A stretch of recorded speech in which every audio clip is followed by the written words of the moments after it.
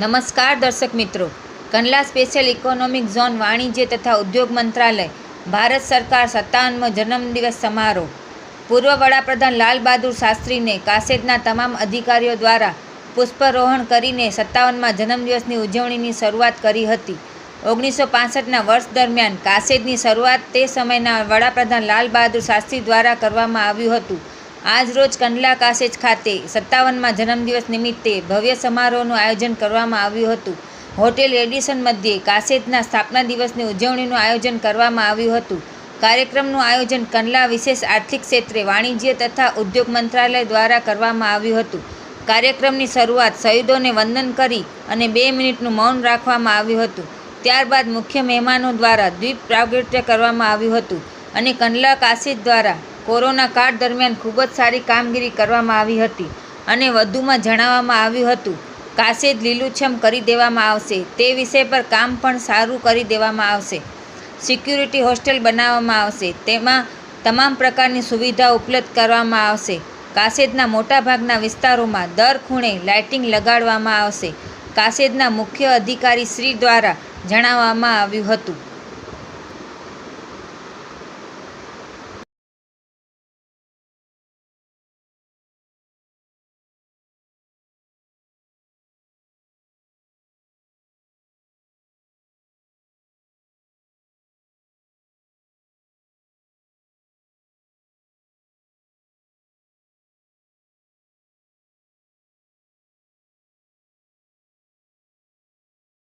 Export award function आपने अभी celebrate किया, उसके लिए आपको शुक्रिया. सर, मीडिया ये जानना चाहेगी कि अभी ये कासेज में कितने यूनिट अभी इफेक्टिव है और कितने रोजगारी प्रदान कर रहे हैं? हमारे कांडला स्पेशल इकोनॉमिक जोन में कोविड के बावजूद 2,268 यूनिट इफेक्टिव है और 28,000 लोगों को एम्प्लॉयमेंट यहाँ दिया जा रहा है. अच्छा, आज का जो अवार्ड फंक्शन रहा उसमें कोविड की इफेक्ट हम गिन ले आए, that is apart from Covid रहेगा. ये 19-20 का जो अवार्ड है, तो हम 20-21 का भी थोड़ा पिक्चर आपसे जानना चाहेंगे कि 20-21 में जब कोविड शुरू हुआ लास्ट ईयर अप्रैल में और आज तक की परिस्थिति में आने कैसे अपने ग्रो किया है? कोविड शुरुआत होने के बाद जो पैंडेमिक शुरू हुआ उसके बाद हम लोगों ने सारे एहतियात बरते और चूँकि शुरू के कोविड के दिनों में दैट मार्च अप्रैल मई जून में कई बंद करने पड़े थे और 1/3 कैपेसिटी पे ही कारखाने चलाने पड़े थे. हम लोग सितंबर से जो कॉरेस्पॉन्डिंग पीरियड का था 2019-20 का, उसकी तुलना में हम लोग पॉजिटिव हो गए. यानी कि सितंबर से हमारा ग्रोथ फिनोमिनल होना शुरू कर दिया जब एक बार फैक्ट्रीज अपने नॉर्मल कैपेसिटी पे चलना शुरू की. और आज के दिन में अगर हम 1 अप्रैल से 31 जनवरी तक का हम फिगर करते हैं तो पूरे साल का फिगर कॉरेस्पॉन्डिंग 19-20 का और 20-21 का लेते हैं तो हम लोग इवन आउट हो गए, मतलब 1% का ग्रोथ हुआ है. बट सबसे इम्पॉर्टेंट चीज़ ये है कि उन महीनों में जो बंद हुआ था उनको भी कवर कर लिया है और पिछले साल की तुलना में हम पॉजिटिव हो गए हैं. तो आने वाले दिन फरवरी और मार्च में हम एक्सपेक्ट करते हैं कि हमारा ग्रोथ फिनोमिनल होगा, जिस कैपेसिटी से हमने सितंबर से अपने ग्रोथ को पिकअप करना शुरू किया. सर, आपने यहाँ पे एक एंकर ब्रांडिंग का एक कंसेप्ट यहाँ पे प्रस्तुत किया है, तो सर ये क्या है, थोड़ा ब्रीफिंग में समझा दीजिए एकदम. कई जगह पे जो अच्छे ब्रांड होते हैं, अच्छे ब्रांड के होने के कारण बाकी ब्रांड का पुल फैक्टर होता है. हमारे कासेज में और कई एसीजेड की एक सबसे बड़ी खामी ये रही थी कि उसमें मिडिल सेगमेंट के और लोअर सेगमेंट के केवल ब्रांड थे. उनके कई कारण थे. कई जगह पे इंफ्रास्ट्रक्चर का प्रॉब्लम था. कुछ लोगों ने कहा कि लैंड का कॉस्ट ज़्यादा हो जाता है. कुछ लोगों ने कहा कि यहाँ पर NFE पॉजिटिव केवल एक कॉन्सेप्ट था कि $1 ज़्यादा रखें, जो medium and small scale industries को ज़्यादा सूट करती थी. और इसलिए हमने एंकर ब्रांड की यहाँ बात की है जो आदरणीय प्रधानमंत्री के मेक इन इंडिया और सेल्फ रिलायंट इंडिया से संबंधित है. जो यहाँ पे एंकर ब्रांड जो आएंगे, एंकर ब्रांड वो होंगे जिनका कुछ सेक्टर्स में काफ़ी नाम है, जिनको सनराइज इंडस्ट्री भी कहते हैं और फ्यूचर इंडस्ट्री भी कहते हैं.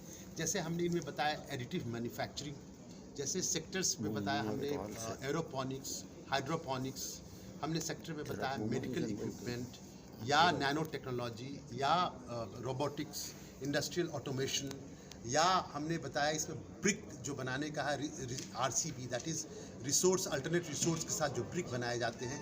इन टेक्नोलॉजी के जो मार्केट लीडर्स हैं, इन मार्केट लीडर्स को हमें इनमें लाकर कंसेशन पे देना पड़ेगा. उनके लिए हम लैंड का कंसेशन देंगे, उनके लिए ये फ्लेक्सिबिलिटी नॉर्मली होती है प्राइवेट सेक्टर में, जो उनको कंसेशनल रेंट पे लैंड दे सके। हमारे लिए GFR लगता है, लेकिन हमने ये कोशिश हमारी ये रहेगी कि जो इसके मार्केट लीडर हैं इन 11 सेक्टर में, उनको हम कांडला या गुजरात के SEZ में लाएं, ताकि वो पुल फैक्टर से बाकी लोगों को भी यहाँ ला सकें। Right sir. अब लास्ट क्वेश्चन, जो ट्रेड की तरफ से कुछ आपसे बात माने कुछ एक दो जो प्रॉब्लम ट्रेड ने बताया है, सारे सवाल लैंड रेवेन्यू जो लैंड की जो भी प्राइजेस ट्रेड पे कर रहा है उनको बहुत हायर साइड लग रही है, तो उसके लिए एज ए कमिश्नर आपकी तरफ से कुछ एफर्ट्स हुए हो तो? मैं आपको लैंड प्राइस के बारे में बता दूं कि लैंड प्राइस जब कोविड हुआ तब हमने फ्रीज कर दिया, हमने कोई नहीं बढ़ाया।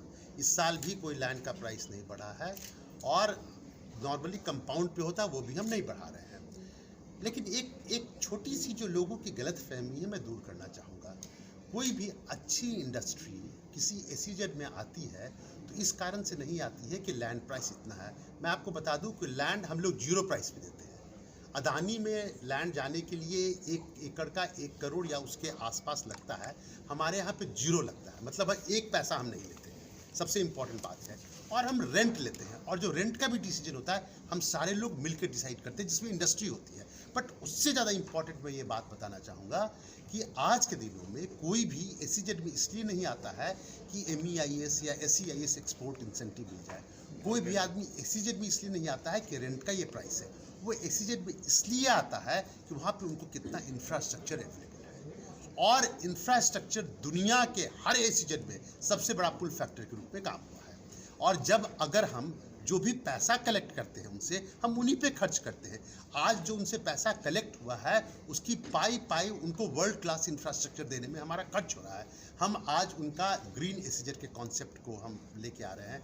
हम यहाँ पे वर्ल्ड क्लास इंफ्रास्ट्रक्चर, जहाँ पे सर्विस टनल्स की बात कर रहे हैं, टेलीकॉम की बात कर रहे हैं, उनको एवरी लाइट को सोलर पैनल से हम लाइटिंग करने की बात कर रहे हैं, उनको बेस्ट फैसिलिटी प्रोवाइड करने का सिनर्जी दे रहे हैं, तो पैसे उन्हीं पे खर्च हो रहे हैं। और इसलिए जब आप वर्ल्ड क्लास इंसेंटिव देंगे तो वर्ल्ड क्लास इंसेंटिव के लिए जो पैसा, हम भारत सरकार से पैसा नहीं लेते हैं, जो पैसा कलेक्ट करते हैं ये पैसा उनके ऊपर खर्च करते हैं, और ये सारा पैसा ऑडिटेड होता है और उनकी सहमति से बनाया गया है। इसलिए हमारा आज के दिन में भी ये मानना है कि अगर उनके पैसे से जो कलेक्ट हुआ है हम वर्ल्ड क्लास इंफ्रास्ट्रक्चर देंगे, तो जो मैं 11 लाने की बात कर रहा हूँ वो भी कांडला SEZ में इसलिए आएंगे क्योंकि कांडला SEZ का एक ब्रांड होगा, गुजरात के SEZ का एक ब्रांड होगा, जहाँ पे हम उनको वर्ल्ड क्लास इंफ्रास्ट्रक्चर दे रहे हैं, जो न सिर्फ इंटरनेशनल मार्केट से लिंक्ड है बट डोमेस्टिक मार्केट से भी लिंक हो।